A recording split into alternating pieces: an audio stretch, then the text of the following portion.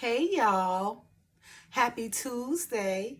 Happy spoken word Tuesday. I hope you guys days come along fine. Anyway, on Tuesdays, you guys know I like to bring the word. And earlier, I read from the short of Ecclesiastes, chapter 36, verses 11 and 12. And basically just talking about, asking the Father for mercy upon us, right? To gather all the tribes of Jacob, right? And inherit them from the beginning, okay? So verse 36, chapter 36, verse 11 to 12 reads as follows. Verse 11, gather all the tribes of Jacob together and inherit them as from the beginning. And verse 12, O Lord, have mercy upon the people that is called by thy name and upon Israel, whom thou hast named thy firstborn. Right? So these two verses is going to be read from the chapter I'm going to read today, from Ecclesiastes chapter 36. Okay? You guys must know that Israel, especially Judah, is about to experience some tribulate times, right? Things in this world just not happening, just be happening, right? And Judah is rising, so therefore there have to be some tribulations that come, against us. Like, we're just not gonna rise and everything gonna be so happy-go-lucky. No, we're gonna experience some casualties, tribulations, just all type of distresses, afflictions, and everything that Israel must experience before we be made to be the Messiah as a mass being led, through his son. Okay, being led through the Father's Son, right? So we must embrace ourselves, you guys. As being the firstborn, whom our Father has called us by name, we must ask our Father for mercy as we gather to be a mass Messiah led by the Father through his Son. Because it's happening. I know you guys see that things are changing, the wheels are turning, the event is being reinvented, right? So don't just think it just happened to be happening, but it's written. It's prophesied, because Judah just can't be down and oppressed forever, right? 400 years here, then back down. Being property to Egypt. Being inborn to Egypt as a slave, as a Hebrew, as the Father said, can nobody buy or sell us a bond. That was inborn to us. But at the same time, there was a curse, and the curse is being overturned, because what he say, when Jacob and Esau was born, Jacob had Esau at the bottom of his heel, right? Representing that, the younger should be the stronger and lead the elder, okay? And representing that when Esau was first, because he was made to be dominant. The same blessing that who was that? I think it was Abraham gave Jacob. No, not Abraham. Isaac. I'm sorry. Isaac gave when Isaac gave Jacob and Esau his blessings, right? He already let Esau know that he was gonna be a hunter, right? And of course, Jacob was a man of the field, okay? So, of the shepherds and everything. All right, so there was already a prophecy. There was already a foreshadow letting us know, in due time, and a time to come, that, that same very hill that Jacob was holding on upon to Esau is going to take place. The stronger, the younger should lead the elder. So now the younger will lead the elder. But it's not gonna just happen in easy peasy, right? We're gonna experience some trials and tribulations and everything, some afflictions, some misery, all kind of things. But with perfect faith in the Father, us asking the Father to have mercy on us, embracing ourselves as being the firstborn, the chosen ones of the Father, those who inherit, the Father's commandments and laws, right? With us, having this assignment, as becoming a mass Messiah to be led, through the Father by his Son, to teach the nations, we must embrace ourselves for all type of tribulations, right? And ask the Father to have mercy on us, okay? So again, Ecclesiastes chapter 36, verse 11 and 12. Verse 11 says, gather all the tribes of Jacob together and inherit down them as from the beginning. Okay, all Israel needs to come together. And verse 12, O Lord, have mercy upon the people that is called by thy name, and upon Israel whom thou hast named thy firstborn, right? So again, we must embrace ourselves as being the firstborn, whom our Father has called us by name. We must ask our Father for mercy as we get it to be a mass Messiah led by the Father through his Son, okay?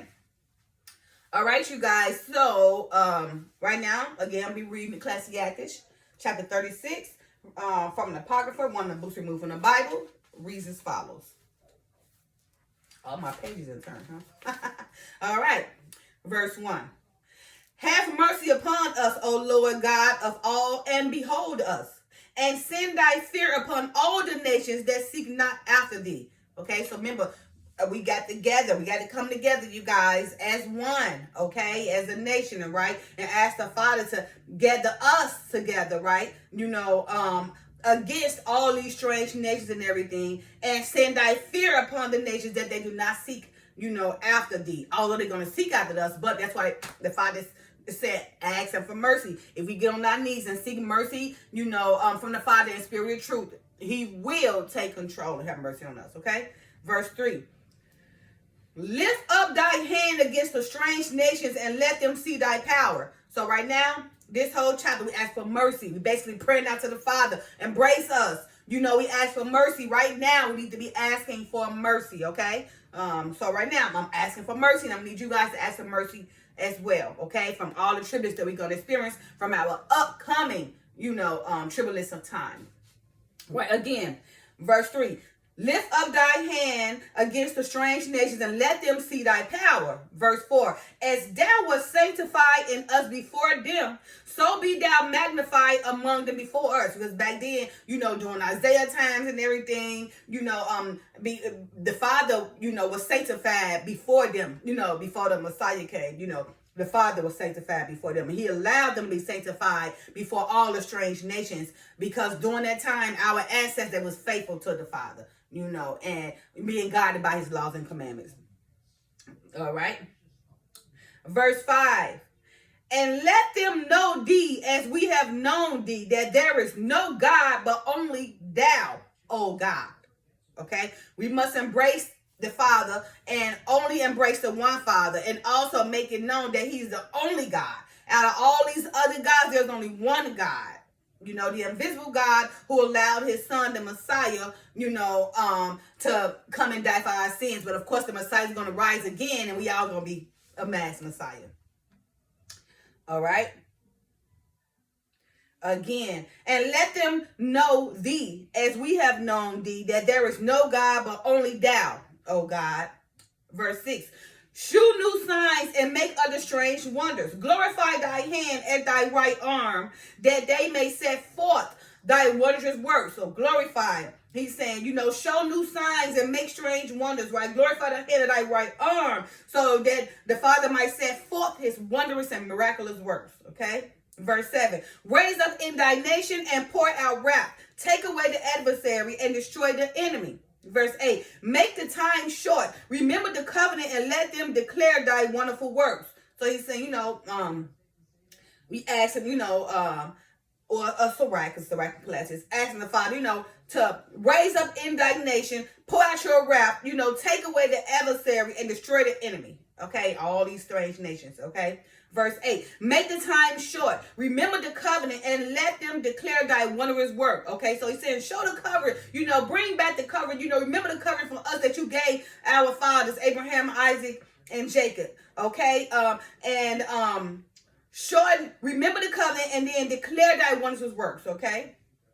Verse 9, let him that escapeth be consumed by the rage of the fire, and let them perish that oppress the people. Again, let him that escapeth be consumed by the rage of fire, and let them perish that oppress the people. So he actually, you know, with all this stuff he's finna go through, all these tribal times against these strange nations, against these peoples, these foreign peoples, you know, he's asking them, if any of them escape, let them be consumed by the rage of fire, and then, you know, let them perish whom oppress Israel, whom oppress Judah. Okay? That's my thing. All right. Okay. Verse 9, verse 10. Smite and sunder the heads of the rulers of the heathen that say there is none other but thee, right? But we. So he said, so right there saying, smite and sunder the heads of the rulers of the heathen, the Gentiles, those that say there is none other but them, because they denying the Father. That's why he say, smite them, show your power, show your wonderful works. Hold on, let me put this on a little bit more, you guys.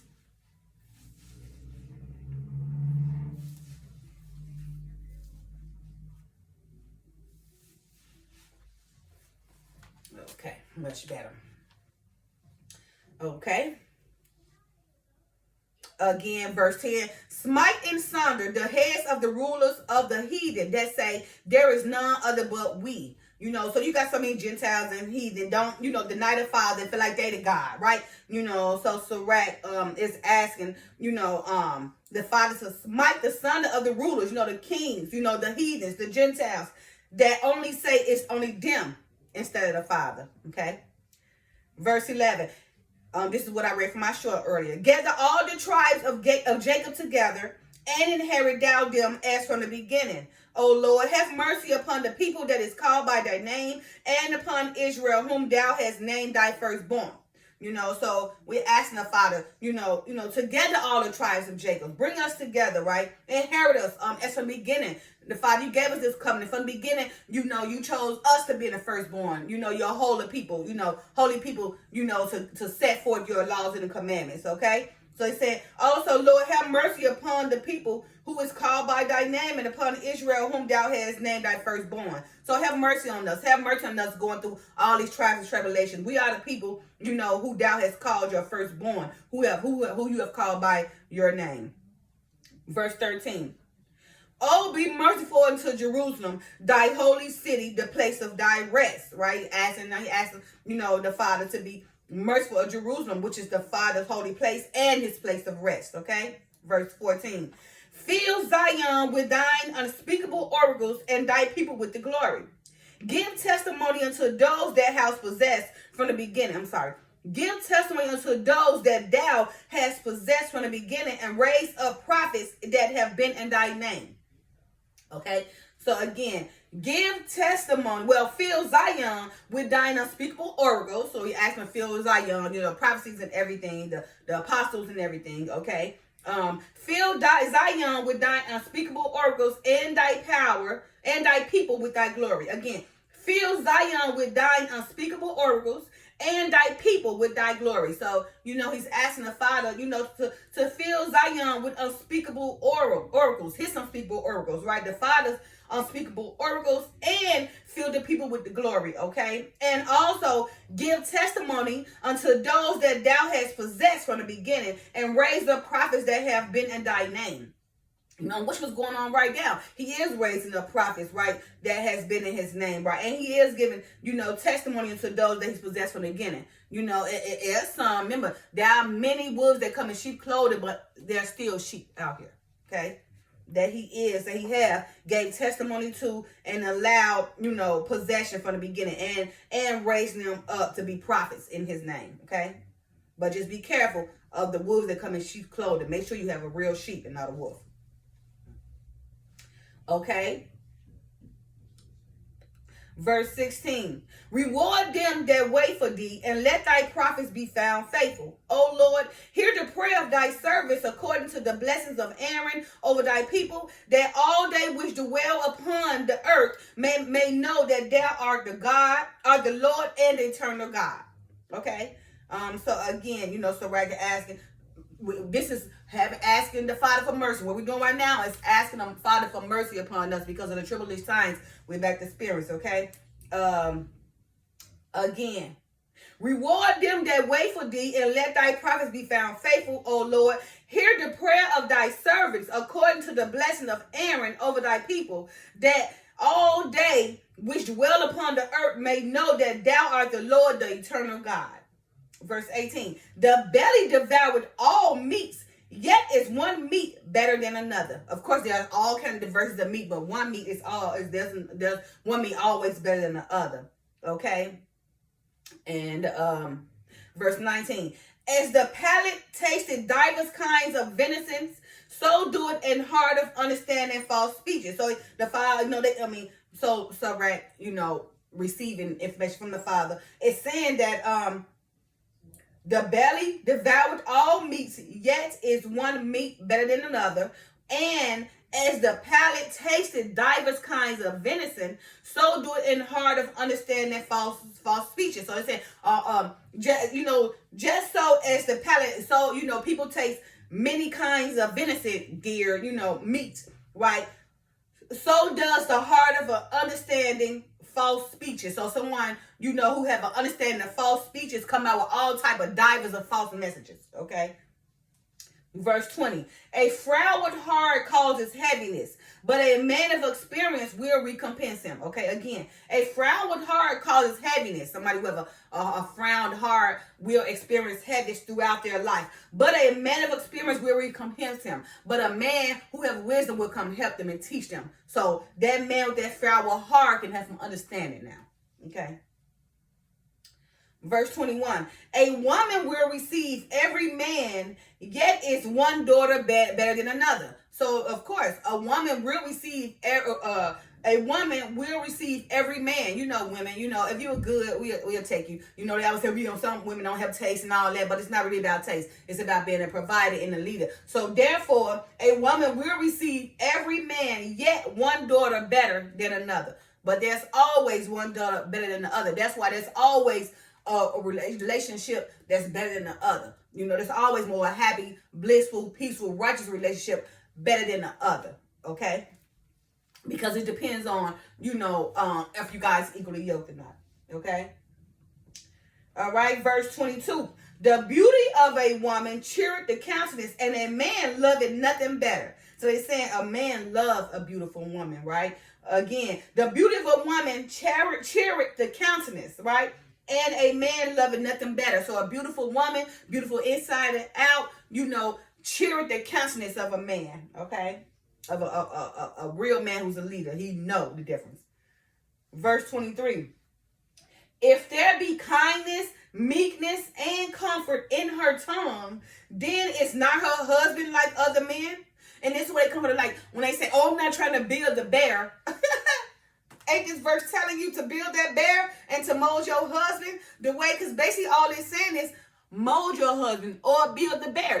Let me read that again for all those nonsense women, silly women laden with sin. Talking about, I'm not finna try to build no bear. I'm not trying to do this for my man. This what the words say. Again, if there be kindness, meekness, and comfort in her tongue, then it's not her husband like other men. No, he's not. You know why he's not like other men? Because she is putting out kindness, meekness, and comfort with her tongue. She is supporting him. She is molding him to be exactly what she wants him to be. She's not changing him. No. She's not coming to change him, but she's coming to give him life. Coming to give him love, coming to give him happiness, coming to give him kindness, coming to be meekness for him, coming to support him, right? And treat him like he should be treated. So if that woman showing all this kindness and meekness and confidence and supporting her husband and being there for him, why would he want to go somewhere else? Right? Why would he be compared to another man? No other man can compare to him because that woman, for that other man, is not treating him like that woman is treating her husband, who the Father talking about in this Bible right now. So therefore, yes, it's very, very important that you build that bear or mold your husband. That way, you don't have to worry about him being like no other man, because why? He is becoming a leader based off how you treating him. And so when you mold him the way you mold him, the way he go about life is going to be just how you molded him. So therefore, no. He is not like no other man.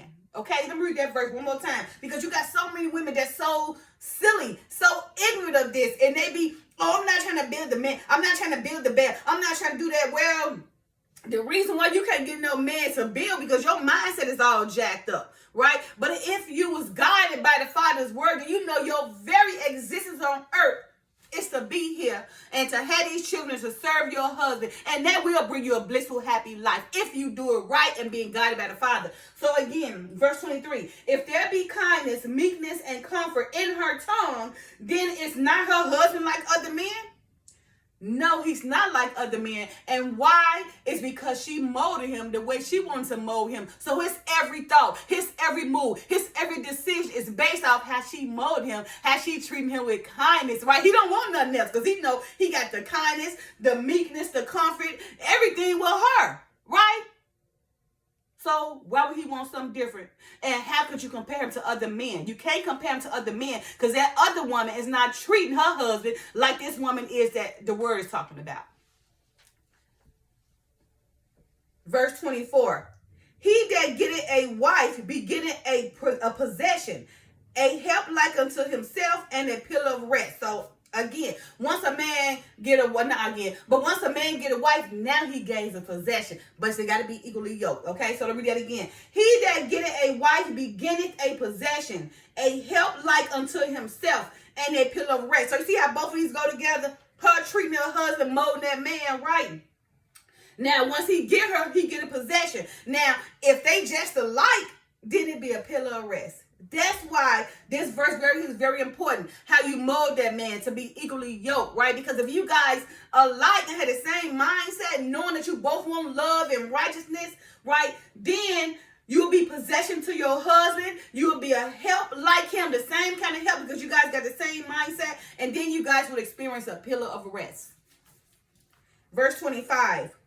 When no hedge is there, the possession is spoiled. And he that had no wife will wander up and down mourning, right? So again, where there's no hedges, right? So he ain't got no wife. He just run around here to and fro, getting called up, ain't being responsible, about to lose everything, right? Okay, so where there is no hedges, there the possession is spoiled. If there's no hedge, there's no leader, there's nobody to support you down the right path, then the possession is spoiled, right? And he that had no wife will wander up and down mourning. Right, so who don't get that man don't have no wife who's equal yoked to him? They out there bad. For real, they are. Because remember, when the Father created Adam from dust, he gave him Eve from the rib.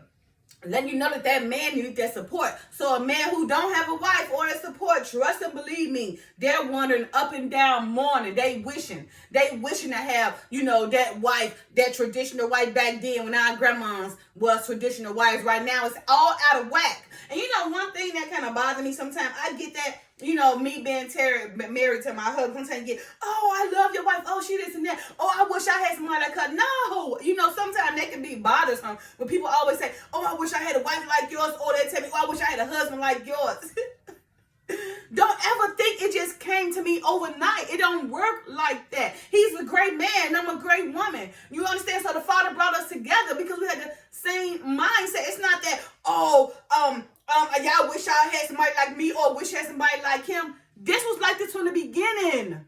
It used to be like this. It's just that people have changed the traditions. It's just the Father said endure to the end. And I'm enduring to the end. I remember my tradition. I remember that covenant. I'm not trying to change. The Father said he don't change, so why should I change? And the Father said he's not a respecter of person, so why should I be a respecter of person? The Father said live like this according to the word, and that's what my husband and I are doing. So those people that say, oh, I wish I had a husband like him or a wife like him, the only reason why we are the way we are is because of the word. Because we know how the Father said you should live. And we both take that into, we both embrace the Father's word and work together, being guided by his word. So therefore, traditionally, when our grandmothers and grandfathers used to do these same things, it's just that my husband and I continue the tradition. We are enduring to the end. We're not changing. We're not respectable person. So if you go back to your traditions, back like our grandmamas were, then you will see the difference. The Father said his word don't change. So nothing changes. Only people change. But the Father said endure to the end and you should be rewarded. So you see how we get rewarded? Because he still believes in the Father's ways and I believe in the Father's ways. So he brought us together. In the end, we will be rewarded because we're, trying to lead by example, being led by the Most High to teach you guys. Okay. So it's not the fact that, oh, I wish I had a husband like him or a wife like him. No, it's tradition. We're just enduring to the end. We're just not changing like the world. We're just not getting caught up in foolishness and ignorance like the world. But we want to endure to the end. We want to follow the world. So when that righteous government come and we have our seeds, and where's my daughter's seeds, they're going to be leaders too. Setting examples, right? Restoration. They're going to be the seeds that we're going to have is for restoration to teach you guys in the righteous government. Okay? Verse 26, the last verse. Who will trust a thief well appointed that skippeth from city to city? So who will believe a man that had no house and lodge wherever the night taketh him? You see, and that's common. A lot of people, are going from house to house. Again, who will trust a thief well appointed? Right? Just because you are that's skipping from city to city. But if you're a well-known thief, why would I trust you? You go from city to city because you're being thrown out of city to city because of your thieving ways, right? So of course you can be trusted, right? So who will trust a thief well appointed that's skipping from city to city? So who will believe a man that had no house? Why should I believe you ain't got no house? That let me know you're not responsible. You ain't doing nothing to survive for your future. You're not trying to establish yourself. You run from house to house, so that means basically you a loser because you got your energy, your joints, your bones, your health. And if you got it, why not put it to use? I mean, if you don't put it to use, you're gonna lose it anyway. So that would be, because to me, in my opinion, you'll be a loser, right? So again, who will believe a man that had no house? Nobody, right? And lodge it wheresoever the night take them. So who would believe someone who don't have a house and then just sleep wherever the night take them? Nobody. Okay. So I mean, if you're not believing him, why do you believe all the other ignorance and stuff that's going on in this world? Okay. Now. All right, you guys, so that was Ecclesiastes chapter 36, and that was just a cry out to the Father for mercy, because we're going to experience some upcoming turbulent times, right? During our time as we being gathered, to be a mass Messiah led by the Father through his Son. It's happening. So all the time we was down, I hope you guys didn't think that we was going to be oppressed forever. No. Everything changed. Remember I said, everything appears and disappears. Nothing is permanent, right? Everything changes. But when this time change, in a millennium, when the Father come and make it righteous, then that's going to be permanent. But right now, this place we on this earth, right? Look at it as transitory. It's not permanent.